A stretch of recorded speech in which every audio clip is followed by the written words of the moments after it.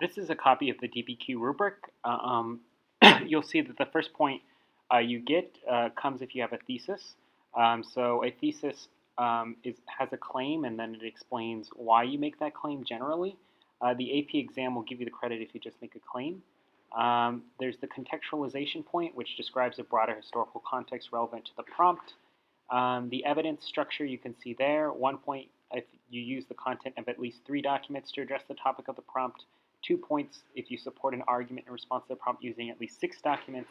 And then finally 1 point if you use 1 additional piece of specific historical evidence.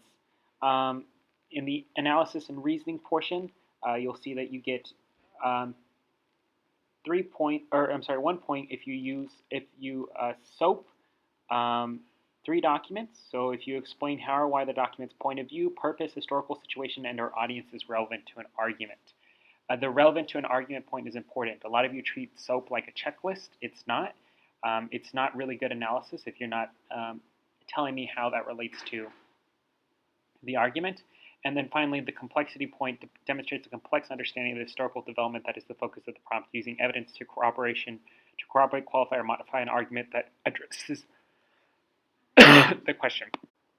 So the prompt of this document-based question is written there. Analyze the extent to which the relationship between the colonized and Europeans changed after World War I. Generally, if you got that Europeans and the colonized, if a lot of the things that you put in your thesis were, increased resentment of the Europeans and the colonized, the Europeans still discriminated against the colonized, despite the fact the colonized peoples wanted some respect, or if you got from the documents that the colonized aspired for more equality and greater political freedoms after World War I, then you're generally on the right track.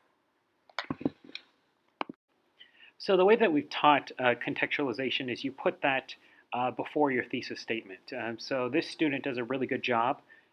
This is an actual 10th grader here at IDEA San Benito College Prep.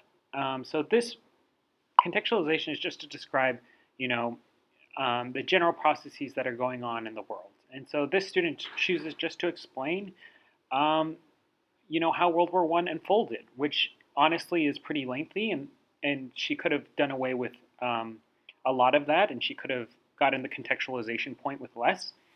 But the student does a really good job. The countries of Europe leading up to the 1920s were all power-hungry and waiting in suspense for a war to break out. She talks about the countries planning for war. She talks about how Archduke Franz Ferdinand was assassinated, and she talks about the different system of alliances that led to war.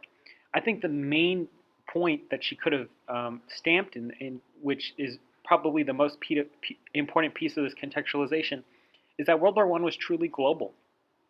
It was global because although it was a European war, all of the European powers involved had colonial possessions, and these the colonized people were expected to contribute to the war effort, and they did.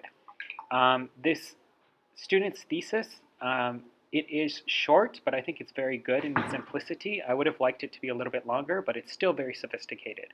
So her thesis is: the Great War greatly changed the relationship between European nations and colonized people, in that colonies felt increased hatred and began to seek sovereignty. So sovereignty is independence from external control.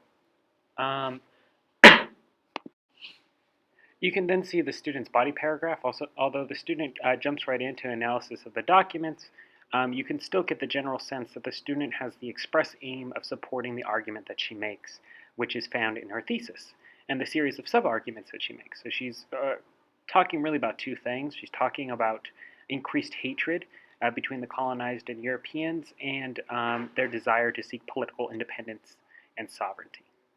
So the blue, this is what I wanted to point out. The blue is outside evidence, so you do get 1 point for outside evidence and incorporating outside evidence.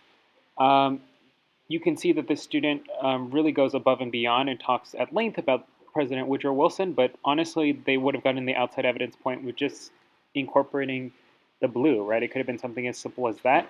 It is specific, which is really important. It's relevant. There is no document about Wilson's 14 points per se, but it adds context and it's relevant. That's the really important thing. So don't miss that outside evidence point. You can see the student continue on. She got all of this from the New York Times op-ed about the Wilsonian moment, the ugliest of treacheries. So make sure you're integrating outside evidence into your document-based question. So you can see this is just her conclusion. She doesn't even really have a conclusion, but it works really well. I mean, she did an excellent job on this essay.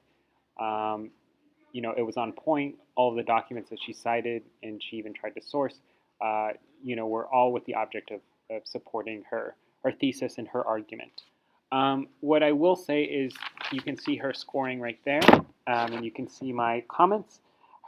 She did not earn the sourcing point. She might have on the real AP test, but maybe not. So I just went ahead, graded her harsher. So I didn't give her the sourcing point. The complexity point is super hard to get, so I'll talk to you individually about that. But one of the reasons why she might not have earned the sourcing point is because when you source a document, SOAP is not just a checklist. It's not something that you SOAP should be more about either enhancing the credibility of one of the documents or decreasing the credibility of a document or adding some nuance to your argument. You have to get better at integrating SOAP analysis with your argument. So you don't even necessarily have to SOAP everything, right? I use all the elements of SOAP. In fact, if you just use one and it works and it's effective and you tie it to the argument you're making, that would be good enough.